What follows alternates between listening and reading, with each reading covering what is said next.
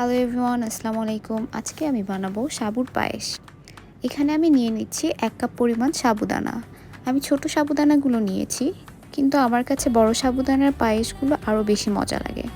সাবুদানাগুলোকে 2-3 বার ধুয়ে 30 মিনিটের জন্য পানিতে ভিজিয়ে রাখতে হবে। সাথে নিয়ে নিব 2 টেবিল পাউডার মিল্ক, একটা কনডেন্স মিল্ক আর 1 কেজি লিকুইড মিল্ক। চুলায় লিকুইড মিল্কটা দিয়ে দিলাম। এই যে 80-90 দশকের বাংলার মায়েদের কাঠের অস্ত্র, এটি আজকে আমি রান্নার কাজে ব্যবহার করব। 3 কাটার দিয়ে আমি ক্যানটা কেটে ফেলবো, তাই সুবিধার জন্য কাগজটা ছিঁড়ে ফেলছি। মাঝে মাঝে একটু এভাবে নেড়ে না দিলে নিচে লেগে যেতে পারে। দুধে এরকম ছোট ছোট বলক আসলে তখন সাবুদানাগুলো ছড়িয়ে দিব।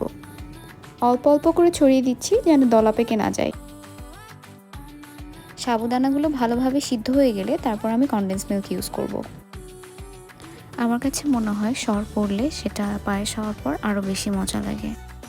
সাবুদানা সিদ্ধ হলে এভাবে কনডেন্স মিল্ক দিয়ে দিব। কতটুকু মিষ্টি খেতে চান সেটা ডিপেন্ড করছে আপনার উপর। আমি এখানে 3/4 ক্যান নিয়েছি।